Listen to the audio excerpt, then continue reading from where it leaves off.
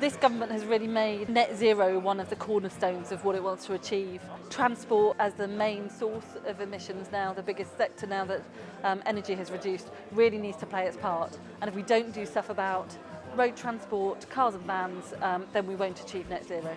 Electric vehicle transition, the energy transition, the mobility transition, they're 3 or 4 revolutions that have to work and have to work together to be as effective as they can be. And I think that's why we were very, very keen to bring the Electric Vehicle Energy Taskforce community together and to start to sort of work the detail of what we need to do to take this forward in the future. Our job mutually, yours and mine, is to make sure the plan is realistic, that we're honest about the roadblocks and the pitfalls, we grip them, we work across government, and we put in place that infrastructure, that network, that joint vision, joined up across government, that means we'll actually be able to deliver. I think the most important thing coming out from this report is showing that success is all about collaboration and working together, not just in the electric vehicle sector, but in many sectors that's going to be the case.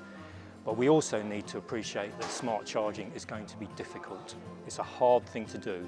What we're preparing for is 4.1 million vehicles, and I think that's to try and give you some scale. We're at 72,000 now. By 2030, we need to prepare our networks, our 3 networks, for 4.1 million vehicles. So we're taking it seriously. And we didn't let DG down, we didn't let storage down, and there's no chance that we'll let any EV or decarbonisation transport down. The reason why the report recommends smart charging is actually if you link charging vehicles to match when the grid is cleaner and cheaper, the grid becomes less stressed. You end up with cars being filled with cleaner electricity and cheaper electricity, but it also allows the development of new, cleaner generation technologies. What we need to do is to make it seamless for consumers. They don't need to know about all the stuff that has to go on between multiple actors and regulations and pricing structures and different parts of technology. They just need to be able to get in their car, know what charge point to buy and be able to charge their vehicle. To some extent, EVs are batteries on wheels. Actually deploying EVs widely throughout the economy can actually help the electricity system more effectively manage that variable renewable resource. I showed it to like a mum friend, that's what we do, mum friends these days. We sit there in restaurants and I'm like, yeah, I sell electric cars. And she's like, are they real? I'm like, yeah, they really are.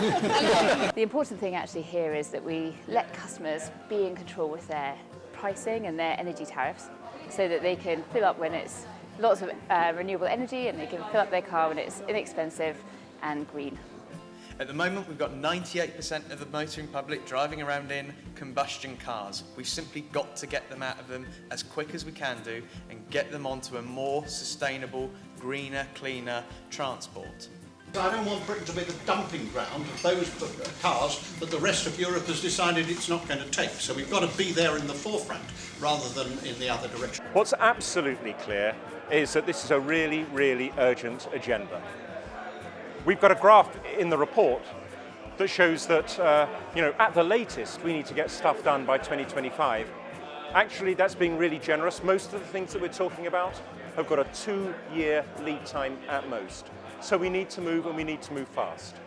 The great thing about what we've got here is a community that now, after a year of working together, is joined up and connected.